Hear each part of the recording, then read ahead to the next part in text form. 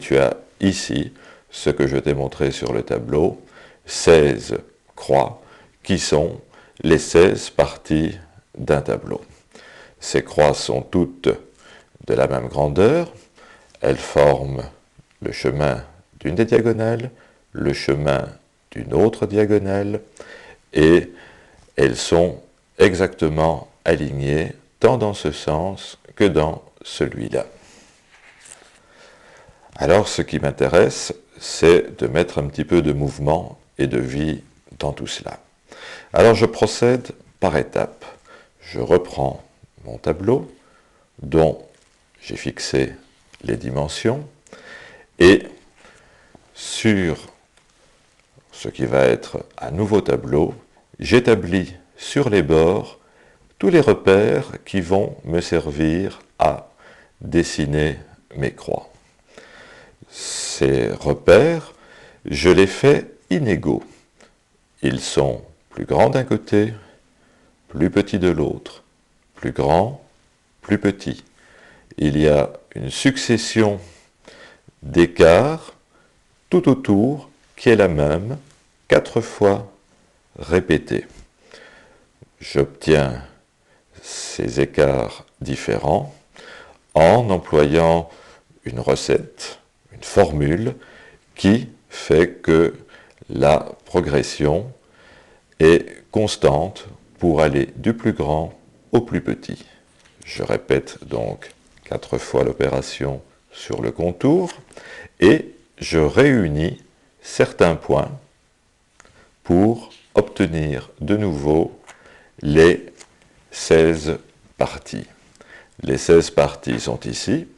Ce ne sont plus des carrés comme tout à l'heure, ce sont des formes irrégulières, des quadrilatères. J'ai mes autres repères de construction.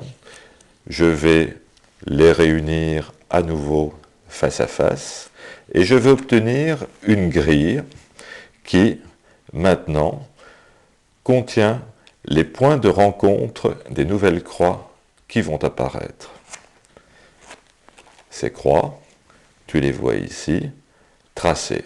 Nous en avons bien 16 comme au départ. 4 et 4, 4 fois 4, 16. Il y a beaucoup trop de lignes. On éclaircit tout cela.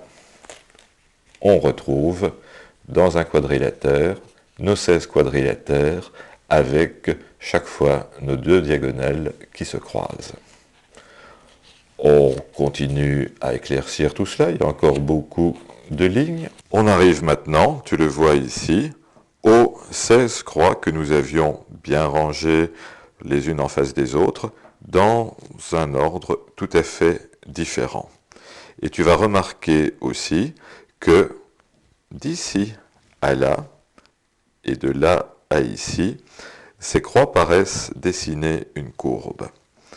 Tu t'en aperçoit si on le met sur la pointe, cela part ici, cela change de sens au milieu, cela repart par là. Cela fonctionne dans les deux sens. Et si je retourne ce cahier, tu verras que ce sont toujours les mêmes formes. Je le fais une 3e fois. Et nous revenons ici.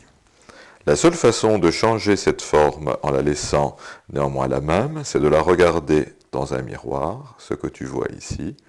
Le miroir mis face à un côté ou mis en dessous donne toujours le même reflet. Ces reflets juxtaposés nous permettent d'étendre nos ensembles comme on l'avait fait au début, où tu avais vu que cela paraissait descendre et monter la rencontre de nos diagonales. Ici aussi, nous avons des mouvements qui montent, arrivés au sommet, qui paraissent redescendre. Ici, nous avons juxtaposé 4 éléments de base. De nouveau, on fait la même chose, on enlève des lignes et on se retrouve avec un ensemble qui sinue tout à travers le tableau. plusieurs fois nous changeons de sens. C'est vrai sur les diagonales, mais c'est vrai sur les autres éléments. Et si jamais tu retournes l'ensemble, tu t'aperçois que l'ensemble reste toujours également reversible.